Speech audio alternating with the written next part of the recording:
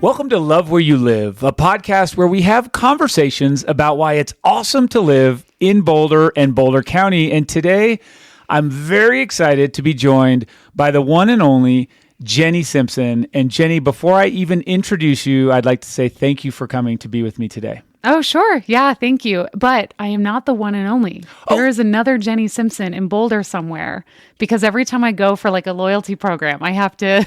You're kidding. Yeah, I've never met her. I don't know her, but I'm one of two Jenny Simpsons in Boulder, Colorado. Okay, rewind. Welcome to the one of two Jenny Simpsons here in Boulder, Colorado. That's amazing. Well, it's not totally unremarkable that there's, but let's say that you are the Jenny Simpson I invited. And here is just, if I look at this, and I want to let you give me the bio. Sure. But I'll say this. You're a wife, a dog mom, yes, a sister, yeah, a daughter. You have a huge family. You're I won't even start to list niece. Yeah, everything. You've got a great family. This is how I kind of interact with you, and I see you nowadays. And then you have this awesome past where you're, if I'm not mistaken, a 4-time Olympian, from 3-time Olympian, but many-time world champion runner, team member. See, I'm already I don't even know how many. I'd have to think about it. Okay, so while I sort of stumble through the incorrect introduction, you count the World Championship appearances. So 2008, 2012, 2016, yes, and in 2016, bronze medal. That's right. Yep. And then a World Championship gold in 2011. 2011, and then silver in 2013 and 2017. Okay. So 4-time global medalist. So, and this again is in running. For those of you that aren't in the running world, so some of our listeners are not, but this is a track and field athlete, middle distance, where I sort of watch you mostly was in the 1500. Yep. But also you were a steeplechaser, 3000. I just ran long enough that I got a chance to do everything. I love that. Yeah, okay. Everything from the 800 up to the marathon is what I've raced in my career. Okay. 800. Yes. And that's okay. So if you're just saying this is your, the intro has already stumbled upon a few different iterations of what I thought was correct. But either way, we're going to come to that because I like to try to go a little bit chronological. Sure. And I'll say that the one and only, or the one of two Jenny Simpsons, but when I first moved to Boulder, when I looked up, I saw Jenny Barringer on the wall. Is that right? That's right. Yep. Okay. Jenny Barringer. That's how I came. And in some people's minds, how I remain. Yes. Well, it's easy for us to remember. We when we first see that the maiden name. So right. Let's go to the early days of Jenny Barringer. Tell us just real, in your words, where'd you grow up? What was it like growing up? And just a little about that early family life. So I really think of myself as a Midwesterner because that's where I was born and how I was raised. Okay. But when I was in 3rd grade, my dad got a job at the University of Central Florida. And so we moved to Orlando, Florida. So really I grew up in Orlando, Florida, which to me now being out here, like with my people, my mountain people, it feels like another lifetime. Like it's so bizarre to me that I spent so many years in Florida, but love it. Was back there for the Olympic trials and the marathon back in Orlando. And just some of the best, like everyone, those high school years, some of the best friendships and relationships of my life are back in Florida.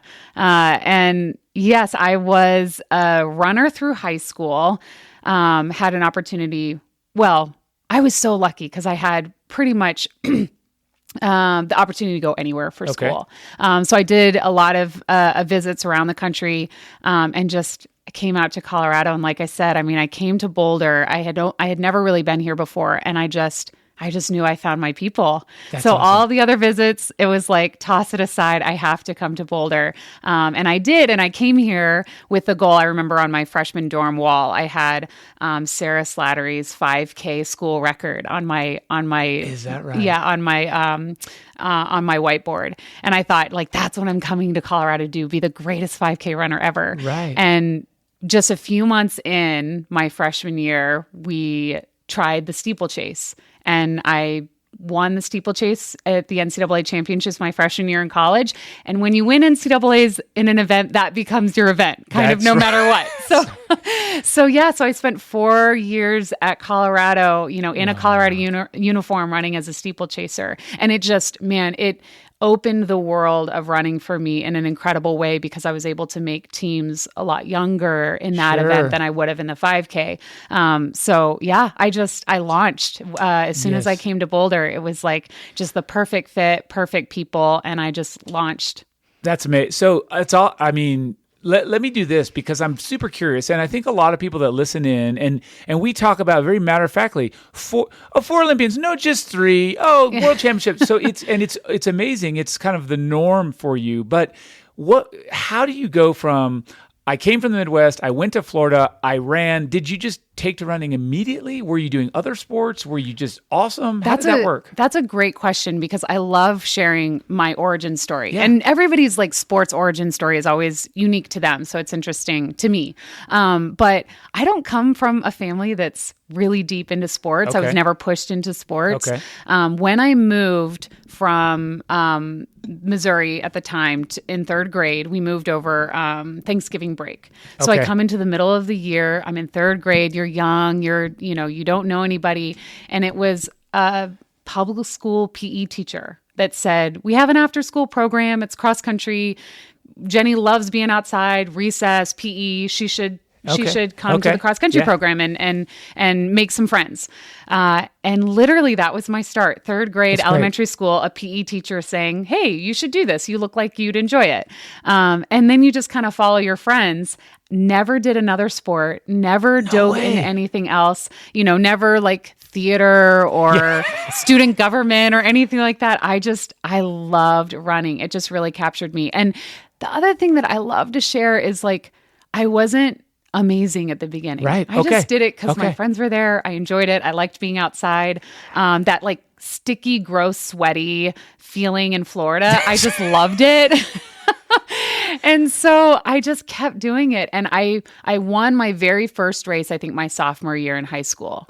And so it was, a lot of kind of developmental time before anyone was like, hey, this girl could be really good at this. So 3rd grade and then 10th grade. So fully 7 years before you won and got that sort of validation or encouragement. Yeah, just awesome. 7 years of just being a kid, loving it, being outside, loving being outside, and absolutely being competitive. Totally. But not understanding that being good and being competitive like would get me places, So it just always felt like the stakes were really low and my parents didn't really know what was going on either. Yeah. Like they just come out or they sent me with a friend's parent to go to a road race and that's a little sidebar, but the beautiful thing about community road races is like they're just such a welcoming, opening, available environment for anyone at any age, And I remember my favorite thing about running road races is like literally elementary school and middle school. I just was really proud every time I beat someone's parent. Oh, nice. I just wanted to beat my friend's parents at the 5K. So, I mean, just stuff like that. I mean, I fell in love with it. The orange slices at the end, the bagels, like that's all I needed. And I just stuck with it. And no doubt those parents were tickled as well. They loved it. They're like, here's little Jenny Behringer. She's over here. She beat me. Yeah. That's and cool. you're in, we're in Boulder, so everybody has some intersection with the running world, but it's just a beautiful community of like really encouraging people. So any ability level, any age, you have a young kid and they're doing well or they're kicking hard at the end of a 5K and they're just, you're just wrapped in encouragement. And I think really it's that spirit that I was like, oh, I like these people. I want to stick around. That works for you. And that's so true. That's, well said. And thinking your siblings didn't do any running. Well, my sister spent one, it's hard. No.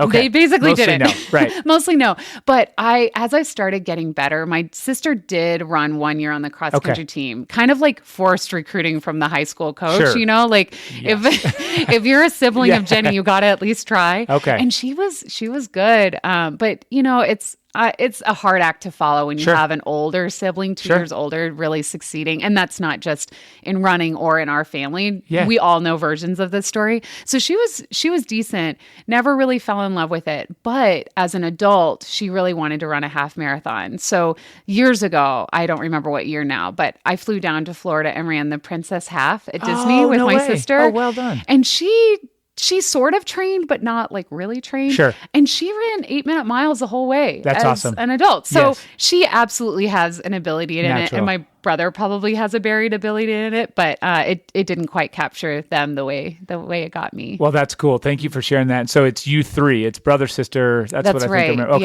Yeah. And so, all right, now you won a race sophomore year. You're focusing on track and cross country in high school. Yeah, Is that right? yeah. Still public school, kind of the Public central- school the whole way from preschool all the way All the through way. college. I love I it. was in Yeah, I was in totally. public school. Yeah. And then was your team good? Are you kind of one of these where you had a pretty good high school, generally speaking, or are you just bringing everyone up to level? Yeah, not really. Okay. I definitely was ahead. And in fact, Yeah. it caused some friction between me and the boys team at times, right? Because we're doing workouts, we're running together, and I'm thinking, oh, I'm getting closer, Totally. closer.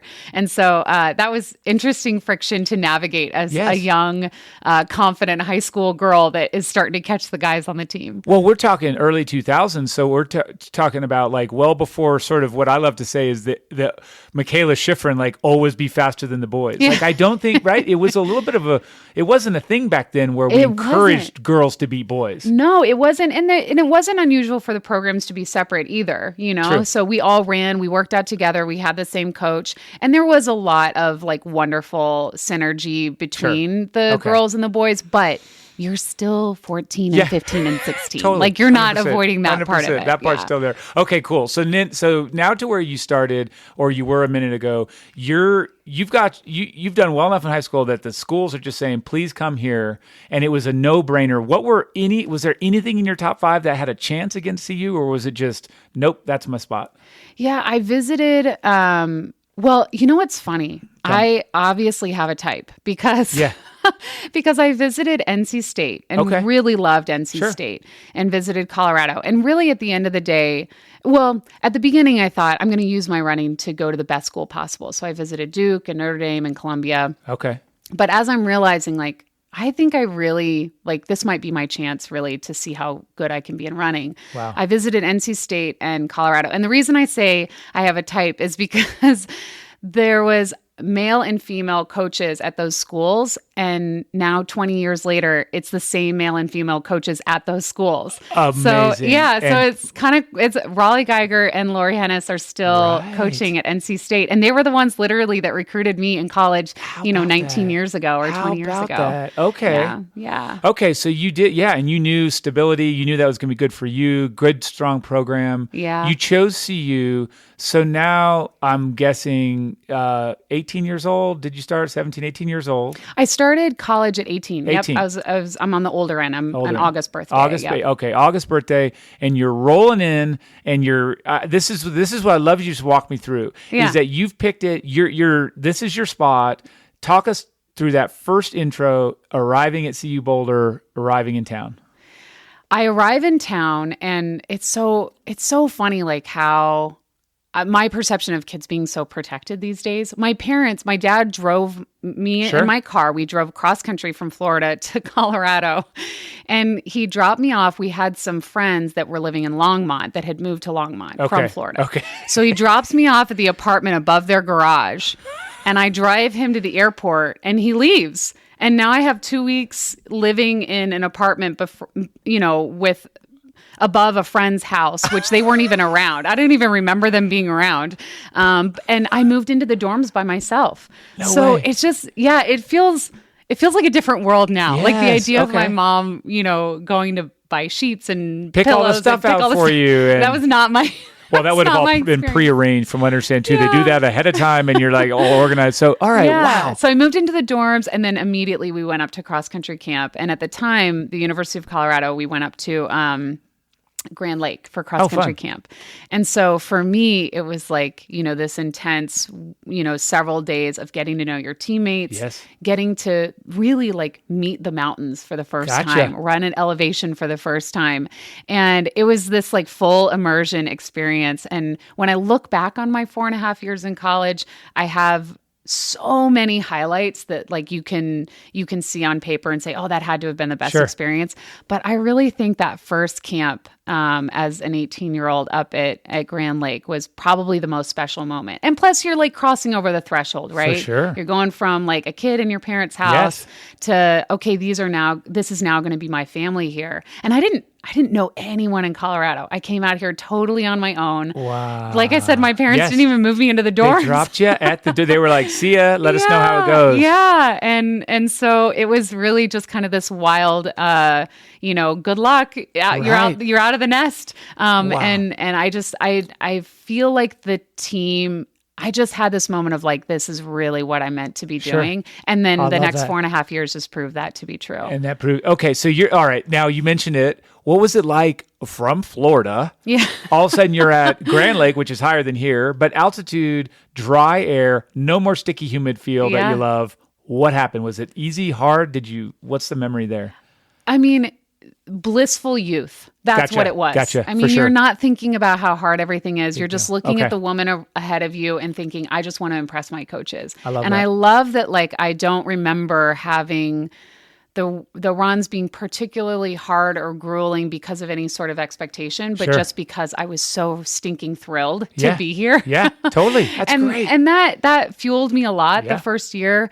Although I ran well through my first cross country season. Okay. And then we hit regionals and I really started to feel tired. Okay. And I think that's about right. You know, you're in college, you're in a dorm, you're navigating kind of pseudo adult life. Sure. I think a few months in, that's when a student, no matter how thrilled or tough or confident you are, it adds up. It accumulates. Yeah. So by the time I got to nationals, I really felt exhausted. Okay. And I didn't run as well. I ran fine. I ran fine. Sure. But I do remember getting kind of from regionals to nationals, and this is around, end of October, November, and just thinking, now it's starting to feel really hard. Okay. I think the novelty and the thrill is wearing thin, and I'm ready for winter break. That blissful ignorance, that what you described had faded. Okay. That's right. Okay. And then so those first few months, and this is fun. We talked about this maybe as a question.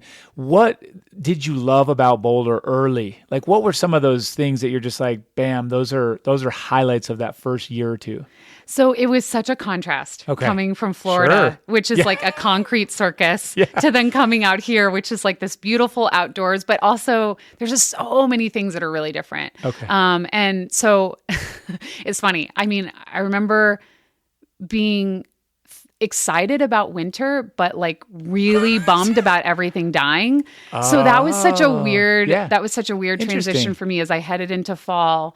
I know that seasons change. Sure, but once the leaves go from yellow to brown, I was like, I'm kind of not into this. Right. So like from beautiful yellow aspen leaves to snow, the in between was really, it's really only a month or two, but that was hard for me because I thought, wow, this beautiful place that to me was just full of life and like you said perfectly, just kind of this ignorant exuberance of youth. I was like, now it just feels really cold and dead. Cold and dead. You know what? That's when you say it, you describe it really well, because there is that time where it's just dead. Yeah. And it's not beautiful yet in the winter way with snow or anything. It's just like, yeah. Okay. And then as soon as the first like real dusting of snow comes, then the Flatirons and the Front Range are kind of snow capped for most of the rest of the season. And so you have at least something in the distance to look at that's beautiful. I know. A little beauty, a little glimmer.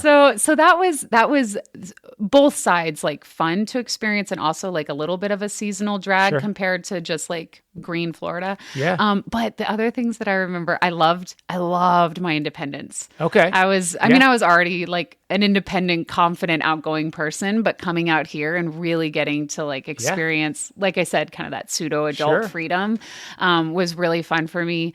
And then two other things that are just funny as I reflect on being just an 18-year-old. I loved that people brought their dogs to work. Like I had never seen that before in my life. In Florida, the weather's so good that and I don't know, maybe it was just like the times, but you still had dogs that lived outside all the Yes, time, you know? Okay, thank you for saying that. Yeah. Carry on. And so I come to Boulder and you go into your academic advisor's office and they have a dog there. Yes, and yes. that was just so funny to me. What a funny thing. Yeah. And so that I remember being like, oh, I love this town. Like there's dogs there. Dog friendly. Correct. Dog friendly town.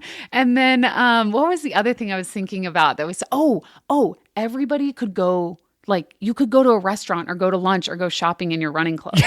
Like that was so wild to me. So Florida has two knocks against it when it comes to going somewhere in your running clothes. First of all, you're so sticky and gross and smelly by the end of a run, and like even your hair is wet. You're like done. It's gross. So you have to go in, change clothes, take a shower, like reset. Correct. Hard reset after a run in Florida, no matter what time it is. So just having the dry, arid climate, like being able to finish a run and kind of hang and chat for a while and go get a coffee. Totally new experience for me. Wow. But then also Colorado is just so much more casual than anywhere on the East Coast.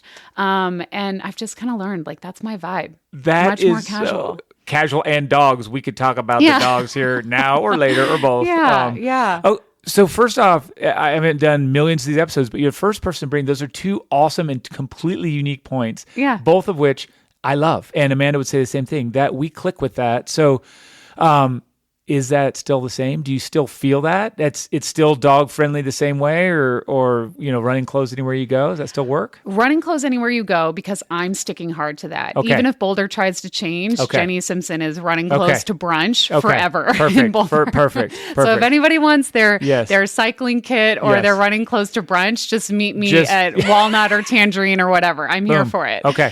So that will be forever. The dogs, I do feel like there's a tiny changing of tide, but I think some of it has to do with like work life and COVID and how like all of us are still kind of trying to figure out what is right and normal and all that stuff. But my discovery is that Golden is like another notch up on dog friendly. No way. Yeah. So we live in South Boulder now, which we may or may not get to, but excuse me. So we are kind of in between like downtown Boulder and Golden. So there are some times where it's like, oh, what do we want to do today? Beautiful, front range weather day. Yeah. And it's like, we go right or we go left. We go north or we go south. Amazing. And Golden is really, really dog friendly. So we sometimes we choose that for the dogs. You'll choose that. And that'll be fun to explore. I do want to revisit that and where you live and everything. But Golden is awesome. And a lot of times you get stuck in the bubble, we'll say, here in Boulder. Totally. You don't venture out. Yeah. But why not? Yeah. That's one of the secrets that, of like, okay, what's the secret if you're a local here? Is like, Boulder's amazing. You go anywhere in the world and you say, or anywhere in the country for sure, and you say, oh, I'm from Boulder. And you don't even have to say Colorado. Like people know this place. They love this place. It's a destination, right? But there's little places all around, like even downtown Louisville and Golden. And I mean, these are really like jewels of little downtown areas. And it's really fun to spend an afternoon there. And so I'm pushing outside of the Boulder bubble. And it's like, let's love and enjoy everything here and then like stretch out a little bit. That's very well said. Again, it's a magical spot, and that there's a good radius around our little epicenter, whatever your spot is. And you made me think of something that, someone once said this to me. When you see someone from Boulder, they're always like, well, I'm from Boulder. If you meet them in California, I'm from Boulder. Yeah. But everywhere outside of town, anywhere outside of Boulder, if you meet them elsewhere, they say, I'm from Colorado.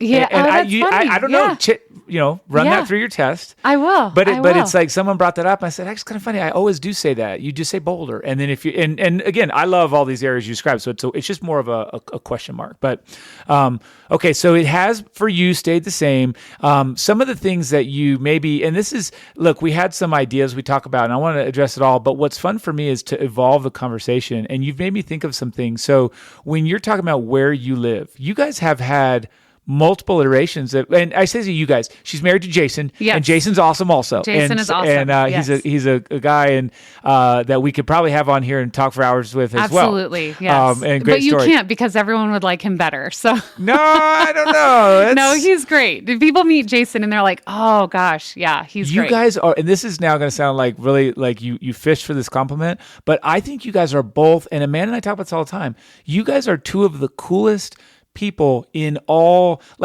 in all areas, just in all thank spheres, you. and really because you're both so likable, humble, Thank you. willing. Yeah. I mean, here we are in my basement in my podcast, studio, and so, but you guys are awesome, and so you match well. So Thank you.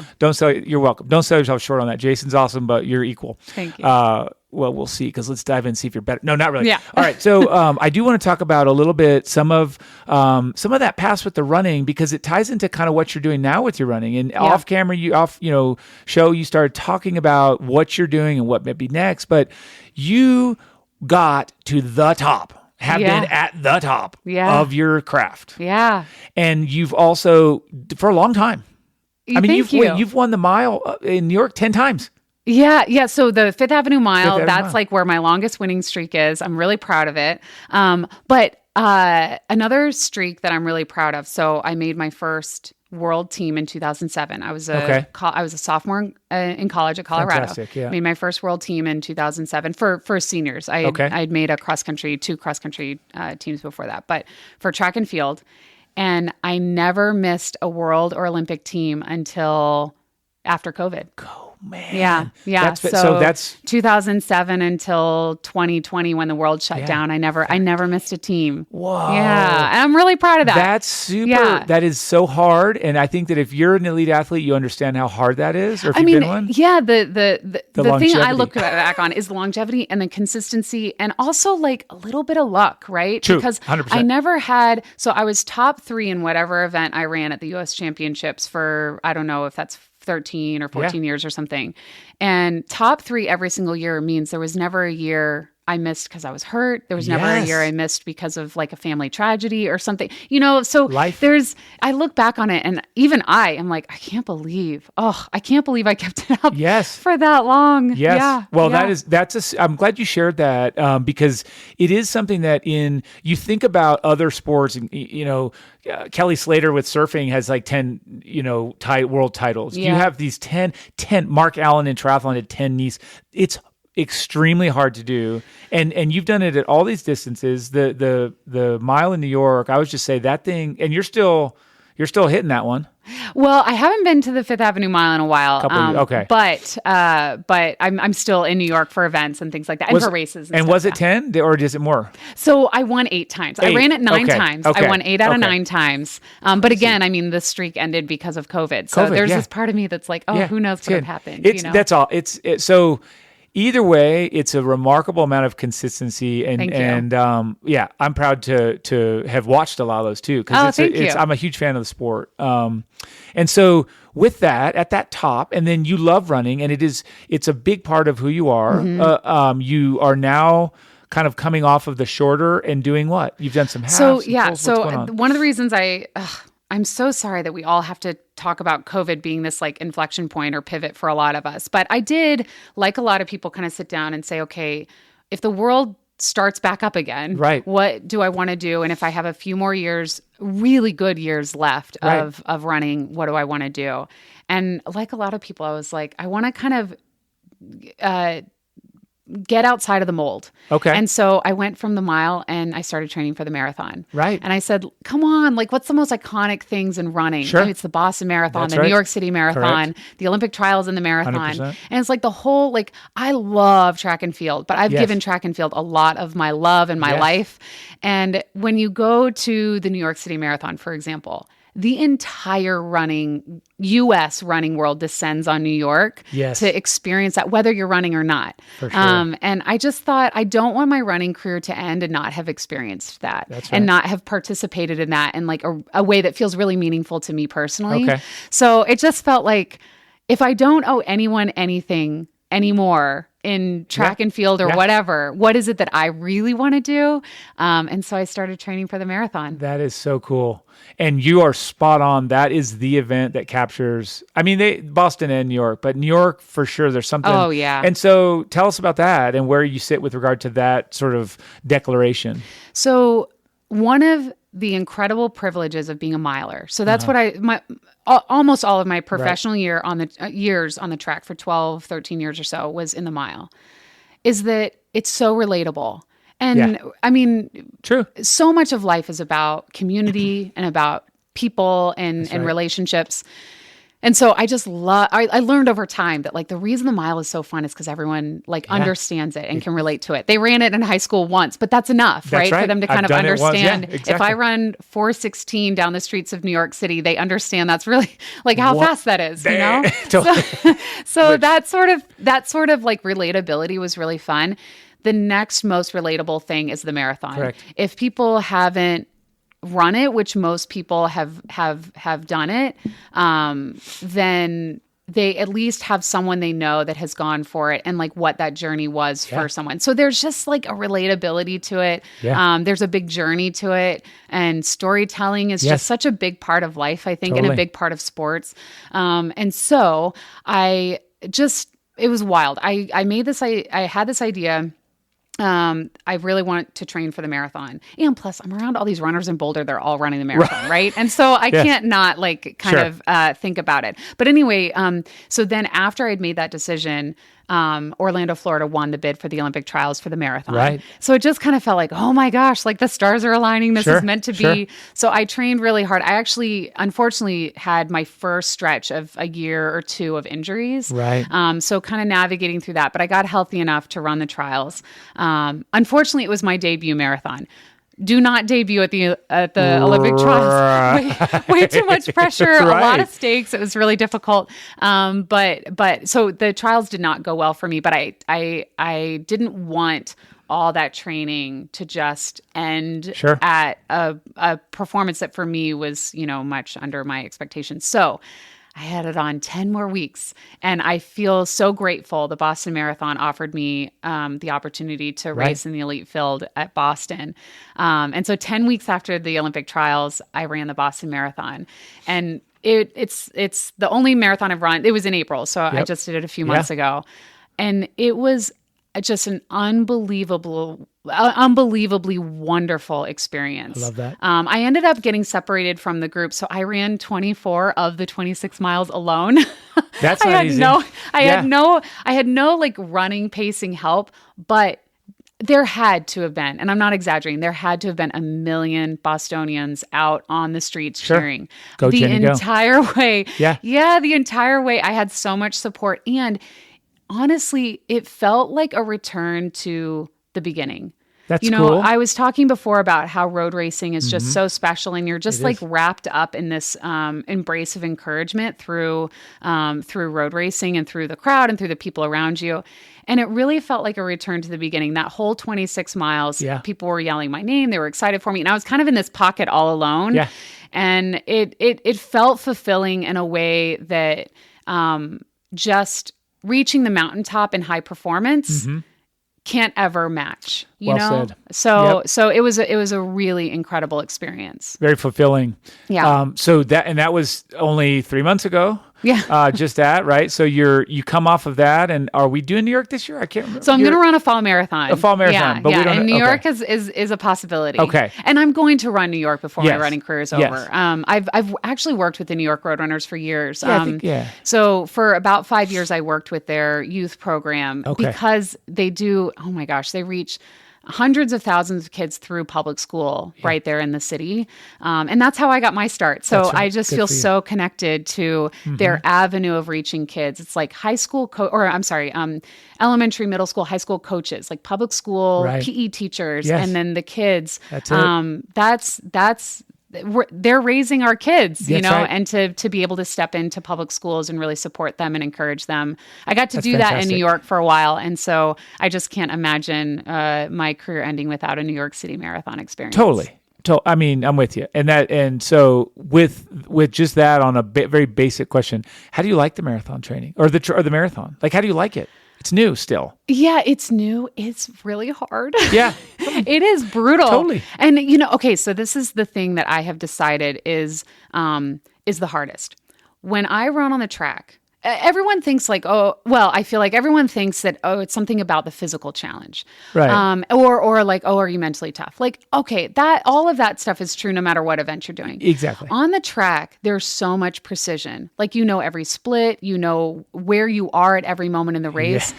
And I love on the track that I never in the moment had to make much of a judgment call. I was just executing based on like, I know I can run 64 seconds every single lap, you know, and you get a lot of feedback and updates as you go around, or you see the people right next to you and you're strategizing and you're positioning. Right. In the marathon, and it's not just in the race, but particularly in the training, you go out and you have to run a lot by feel, and you have to know, okay, this feels right. This feels right.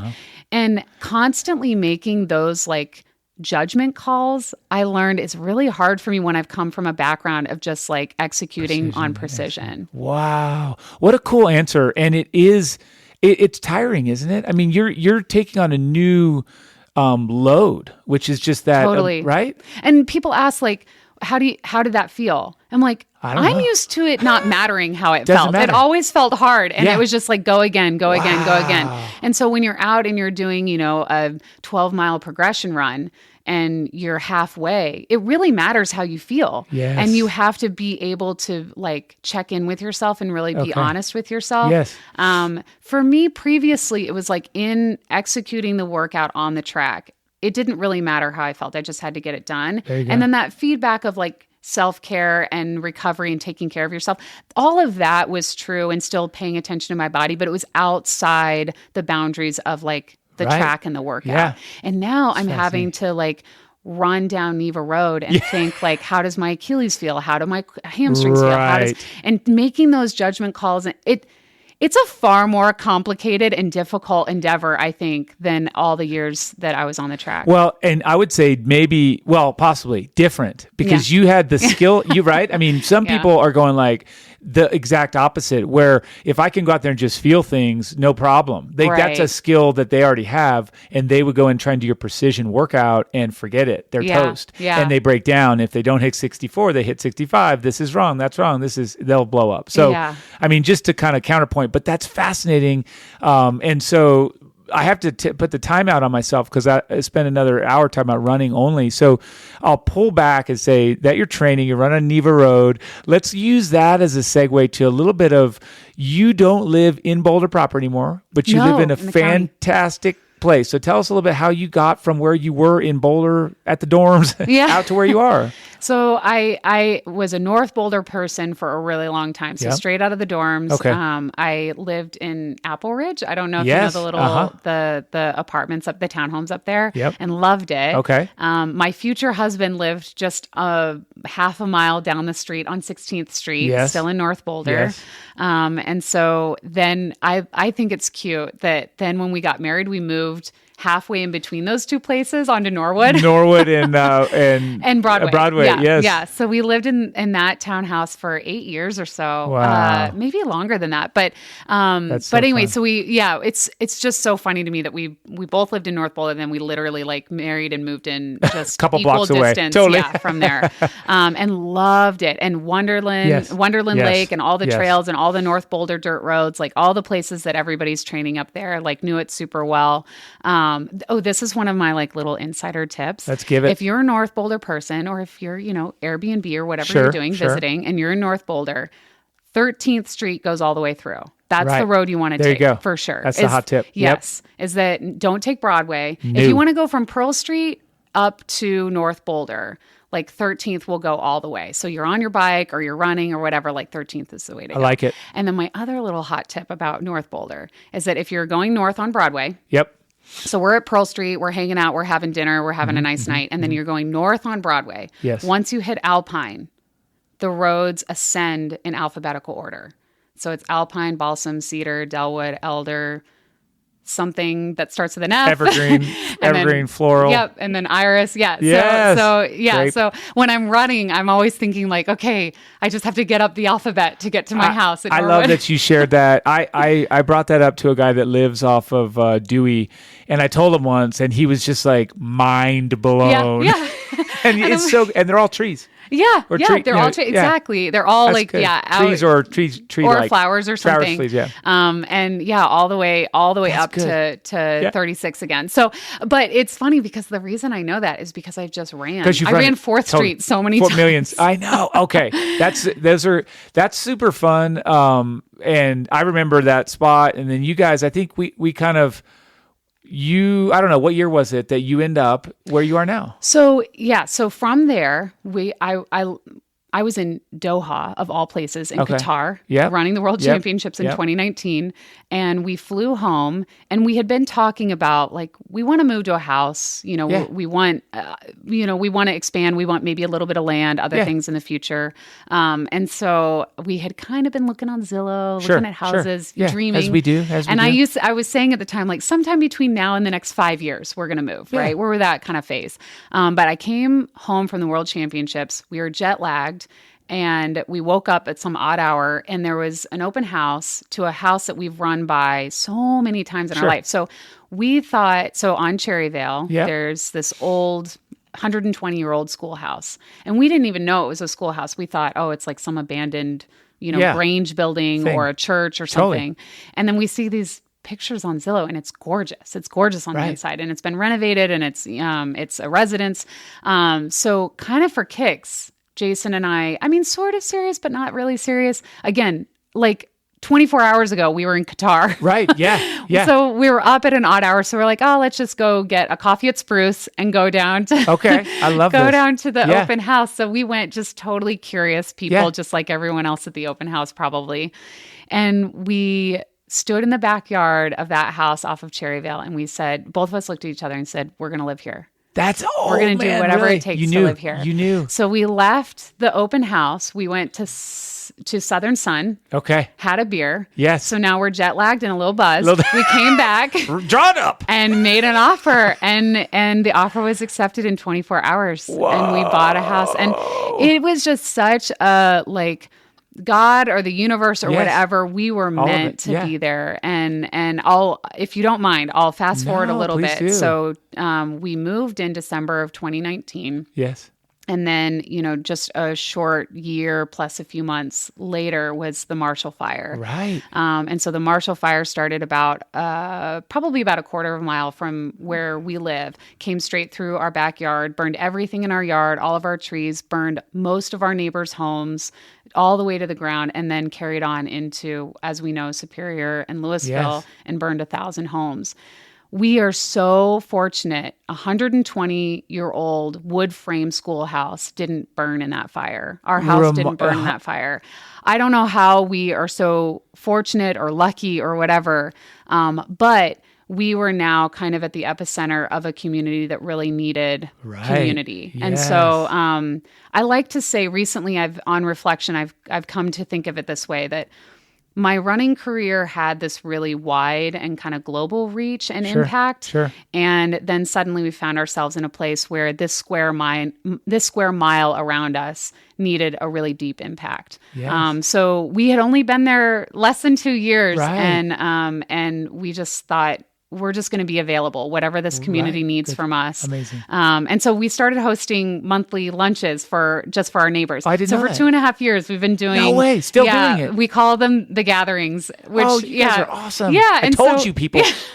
So we have 30 or 40 neighbors that come once a month. That is so good. I love it.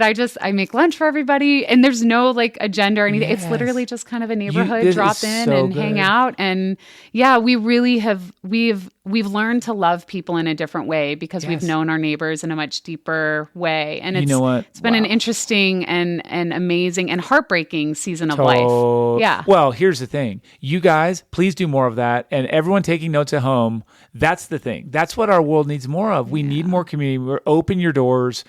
The proverbial and the literal break bread with people. Absolutely. This is amazing. Yeah. It inspires me. I've learned, number one, just be available. Yeah. Like available Good. for Easy. whatever. Easy. And I didn't know how to cook for 30 people. We were actually displaced from our house for 3 months. So Right. the first time we all got together, I just randomly invited people, made a pot of chili. I kind of thought about the episode of The Office where he brings in that huge thing of chili and trips. I made this huge thing of chili, brought it to the schoolhouse, and we just had like paper bowls and warm chili from the hotel we were staying in. And we were just available, and people want to be together. Yes. It's just hard to like make it happen. And so just saying the doors are open, come, there's food. If you can come, don't. And I kept saying, oh, we'll just do this till nobody comes anymore. And 2.5 years later, I feel like there's more people than ever. So that's so good. That is, you know what, thank you so much for sharing that. That I really do. And it's not, I'm not pumping it up here. That is a message that I think, we need to share more frequently, that this is it. You didn't know what you're doing. No. You didn't really plan this. You weren't calculating. You didn't draw it out. You just jumped in, and now you're doing something that's amazing. You guys are soaking up that love, and the community is. Yeah. And I'll be honest, it's not that much work. Okay. Like I just make a big thing of soup or a big salad. I invite people that sometimes people bring things, sometimes they don't. And it's just like when the food's gone, it's gone. But people love getting together. So it really has not been that much work. It's just a matter of like unlocking the door at noon on the first Saturday of the month, and who comes. Wow. And it's been a lot of fun. I know that if my wife is listening to this, we should try and think about doing that. That's so cool. No, that's beautiful. And I think I'll just share this because I remember very remarkable that your home survived that. And I was in a personal weird thing. I was driving back from showing a home in Westminster when that fire started. Oh, I can't imagine. And I drove over. Well, everyone was we all remember where we were. I drove over Davidson Mesa. And I thought of you guys because I only knew you and I really only you guys I knew you were over there. Yeah. And I drove over thinking, oh my gosh, the Simpsons. Because there was no way you could see it. I was like, well, it's done. Yeah. And I'm sure you guys all thought the same. We left the house that day and we thought, oh, the house is going to burn down. Yeah. And everyone that we saw throughout the day, it's like, oh, for sure, the house is gone. I think I talked to Brian Fuentes. He's one of your, he's probably one of your lunch. I don't know if he was, but he was, our kids went to preschool together. And fun. We talked to them and they were in that area as well. Obviously, maybe I'll bring him on the show. He'd be a great guest. Right? Yeah. Oh, great. Fantastic. And so, but he did mention, and he said, he was like, they sort of snuck out and they were like, oh my gosh, they couldn't believe it either that you're home. They saw, I think a few of you guys were able to see that it was surviving from wherever you were. Yeah.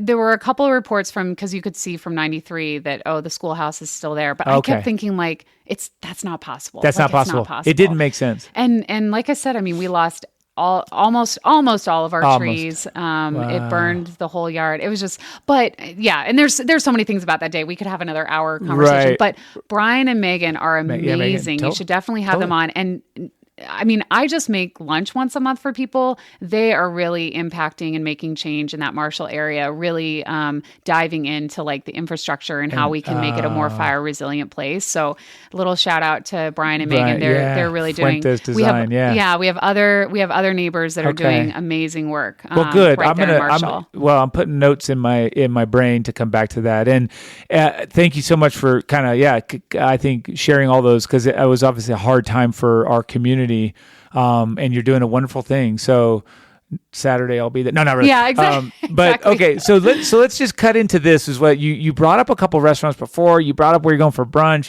Let's talk about some of what you love about Boulder now. Like, just if you said to them, where should we be going, or where are you and Jason going for your favorite meals here in town or in the area? Oh man, I feel like since we're on this little acre, it's kind of become our oasis, and we were both joking that we need to leave more. Yeah, it happens. You love where you live. So we do. We love where we live. But okay, so our places that we'll sneak out to.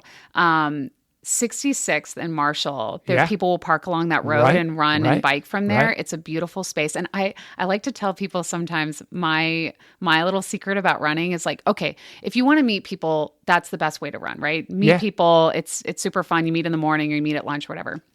If you want the trails totally to yourself, any trail in Boulder, I feel like 10 o'clock is like the time that no one is out there, because you're after the early risers. Yes. and you beat the people that are running on their or biking on their lunch break. And so anytime I go on at 10 o'clock, I'm like, oh my gosh, I have Boulder all to myself. Until now, at which point everyone is clearing their calendar. That's so good. Right. Okay, so 10 o'clock is a sweet spot. Yep. If you're visiting from out of town and you want to see, the runners that you would recognize and the runners that you would know, the pros, go to Bubble Link. Everybody runs their easy days, Monday, Thursday, those easy days. Everybody runs on that trail. It's so funny. I'll run down that trail and I see like every Boulder running star that ever existed is running at, 8 a.m. or 9 a.m. on Bubble Link Trail. So that's a funny little insider. And you run there from home. You'll run it down you'll run I run down Marshall Road perfect. and Easy. then run from there. Backwards from there. And so, so what are the other things? So Batasso Trail is amazing. So I'm going to encourage people to get a little teeny tiny outside of city of Boulder for running and go explore the greater county. All right. Batasso Preserve is just amazing. And there's no bike days, which is I think Wednesday and Saturday. That's it. And so those are good days to go if you're going to run. Other days go as a biker. Mountain biking. Yep. And let's see. Oh, Gold Hill is so cute. Okay. What do we do up there? Gold Hill, they have it's the little market. The general store. The general store. There you go. It's so cute. Everyone up there is so friendly. And my hot tip is don't go on the weekend because everybody's there on the weekend. That's right. A little busy. So if you go up, on a beautiful, spring or summer day or fall day or winter day. Yeah, whichever. On a weekday. Yeah. It's just a really beautiful place to run or just go for a drive. Honestly, when my family comes into town, a lot of times we go up to Gold Hill. We go up Sunshine Canyon. Yes. We go up to Gold Hill and we just enjoy a drive. Yeah. That's good. Yeah. I don't know. I feel like there's so much to discover here. There's so many things to do. And the turnover on Pearl Street has been really interesting too. Yeah. I feel like there were places that were there forever. The Boulder Bookstore will be there forever. I hope so. I hope so. Seems like it. But in the last 3 years, there's been a lot of turnover there, like there has been in a lot of retail spaces around the country. And it's been kind of exciting. So even we have new places. I know it is. It's 100%. And people will often recommend something that I've never heard of, and it's world clear. Like, oh my gosh, this place is really good. Didn't even know it existed. Yeah. But I like that. And so if you were, we can, I don't have to milk every secret place out of you. But do you guys ever? I mean, in this case, do you guys like to go out for coffee or breakfast, or is it more like you really do like home, and that's fair? You've touched one of the very few points of friction in our marriage. Is that I am a coffee drinker and Jason is not. Okay. And so it's like, when I want to go out for that indulgent thing, coffee drink, Jason's like, okay, fine, I'll go. He indulges you well. But but it's like, fair. if I had a partner that loved this as much as I do, he'd get it. Yeah. So this is our compromise. So most Saturdays, if you want to track down one of the two Jenny Simpsons in Boulder, Colorado. This one. So our favorite thing is we'll go to Ebengee Fine Park. All right. We run up Canyon. Perfect. And as popular and known as Canyon is, the Canyon Trail, it's that way for a reason. It's just beautiful. Wonderful. It's quintessential Colorado and Boulder. So we run up the trail. We usually go 3 miles up, 3 miles down. Okay. We'll add on a little bit maybe on the Boulder Creek path. And then we put on sandals, still in running clothes, of course, because you never have to change out of your running clothes. Put on sandals. We get into the creek. We ice in the creek for a few minutes. Beautiful. And then we leave Ebengee Fine and I walk down to Spruce Confections and get a coffee. I love it. That's the perfect Boulder Saturday morning. That's a perfect Saturday. Yeah. I agree with you. I'm with you. And now let's just launch off that. So after that, you've just had coffee. You're at Spruce on West Pearl. Yep. And then how does the rest of a perfect Simpson day look? Oh, we have to go home and get the dogs. Yep. We have 2 little Jack Russells. They are as fiery and crazy as you think. And I love it. I told Jason, I was like, if I get a little dog, I want it to be kind of bad, a little bit naughty, because it's so fun to have little mischievous. Totally. So we had just curious, bring life into the house, you know? Sure. So we got Truman. He's number 1 favorite of all time. And then Barkley came into our life as kind of a surprise. So we have two Jack Russells that we just adore. So we have to go get them. And then we'll go to Baseline. I think it's called Dry Creek or something. Oh, sure. So at the bend. yes, best place for off-leash dog walking. Okay. Yeah. So forget the dog parks, Totally. dog parks. Yeah. Like you Dog park, smart park. And this is Boulder, so Yeah. we're active, right? Yeah, Like totally. we're not going to Yeah. go sit on No. a park bench while our dogs run. Throw a stick. So after our run, we're going to Okay. take the dogs, go to Dry Creek, go Love for a that. walk. Hopefully it's not 90 degrees outside because Truman will quit first before we do. And then it's back home. I have really, in the last 2 or 3 years since we've had this little acre, I've really taken to gardening. Oh, yes. So we have a really nice, prolific, abundant vegetable garden. So maybe I'll do some stuff in the garden in the afternoon. We eat a lot out of the garden. That's amazing. And so Good for lunch, stuff like that. And then, I don't know, that's the kind of early afternoon. Yeah, we we're have the early still. dogs Yeah, done. yeah. And that's the moment where we head down Marshall and we look at the Front Range and we think we can go left to Golden or we can go right to back to downtown Boulder, and have dinner at one of those two places. And that's like the perfect. So in this Boulder case, day. just for fun, you decide to go to Golden. What are you guys grabbing that same night? You're going to wind it off, call a great Simpson Saturday. Yes, there is. I'm not going to remember the names of Okay, the that's places, fair, which that's is fair. No awful. worries. But so when you go down to their little downtown, welcome to Golden, Yeah, the big sign yeah. and stuff, they have a creek path like ours, which Okay, is super right, fun. yeah. So, walking the dogs down or watching people tubing, like it's very similar Super. to Boulder. And a lot of times we go there and there's a clothing company. I think it's called like Toad & Co. or something like that. It's yeah, just a really yeah. great kind of Cool. outdoorsy Yeah. clothing store. I always want to peek in there. They always have dog treats for Truman and Barkley, so Yeah. they have to stop in there and get a dog treat. And then we'll kind of shop in the cute little shops, and then we usually stop. There's a dinner place. It's kind of like a bar. It's called Rose something. Okay. Again, I feel really bad. It's like Google. it, but We've got Google. Don't worry. so Google no, it. it's good. And it's right on the main drag, and the dogs can sit inside or outside or whatever. Like they're so accommodating, and yeah, we just have a nice outdoor day. That's perfect. Ban on the Bricks Wednesdays in Boulder, or in Golden. Sometimes they have live music. Like those are the things that really attract us. It's like you can be outside with the dogs, have some live music, have a great drink and a meal. And that opportunity in this Front Range area is just abundant. Yes. So we love that scene. Oh my gosh, I love it. That's perfect. I can imagine it, and I think your perfect day is spot on. We're not far off. Oh, on and that. one quick notice: never a costume change. We're in running clothes the whole time. The whole time. Footwear change, perhaps. Footwear change, but Well, no perhaps costume a little change. soak. But you know what? That right. sums it up right there. I'm coming full circle to what you first loved about Boulder That's and right. the area. So fantastic. Well, there's just two other things I'll say. One is, did I tell you I was going to ask you something that you really wanted to answer and you haven't? Have I missed something? If not, that's okay. But honestly, the floor is yours. Oh, well, that's so great. Okay, what is the thing I would add?